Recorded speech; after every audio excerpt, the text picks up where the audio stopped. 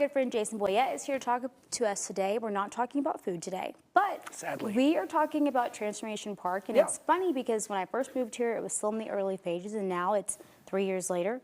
And you wrote a story on it. So tell me about how this piece came about. Yeah, so our latest issue of the magazine has a burger on the cover. Yes. Come for the burgers, but stay for the content about Transformation Park. So it's one of those projects, and we like to do this with Brick Elm, to go into a place that you might not otherwise visit and do a photo tour. So we'll take photos of all the different elements. We'll explain how they're used, the people that use them, what it looks like, and that's what we did at Transformation Park. And so just a couple of weeks after it opened, and like you said, it had been a long time coming, we got a chance to walk through. We were guided by the executive director, Mark Zimmerman. He introduced us to the guests who lived there. He showed us some of the spaces and told us how they were used. And so we've got multiple pages in the magazine just telling those stories, talking about some of the people who are benefiting from the services there at Transformation Park. It was one of those tours of a place that when it was over, like, our photographers were crying.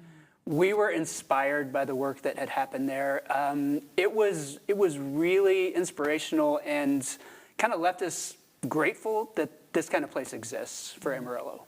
And so for you guys, you were able to see the impact that this is having early on and with it just opening up. And so for you, what are some of the stories that really stood out to you guys from the people that you were able to meet and talk to as you were going through?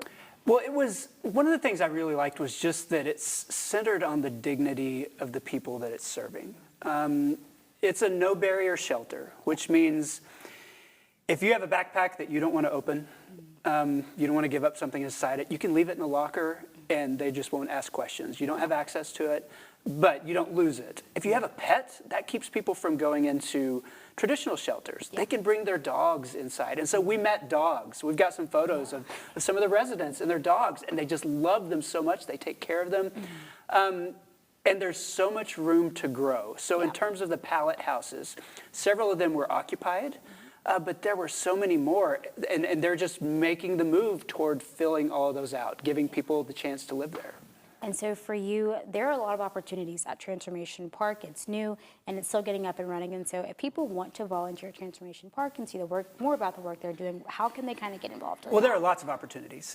So it's everything from helping plant flowers, to helping clean up areas, to, I don't know, if you want to play with the dogs or something, or serve meals, all those kinds of things need volunteer opportunities. So you can go to their website, mytransformationpark.com, get connected to the staff there. They will find something for you.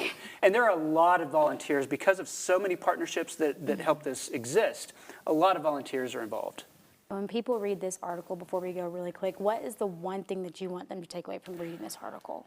It's really easy to dehumanize people who are experiencing homelessness, to look at them and judge them based on how they look, based on what they're doing. You meet them in a place like Transformation Park where they're safe. You realize these are people who have needs, who have some hardship, but they're people, and it was great to meet them.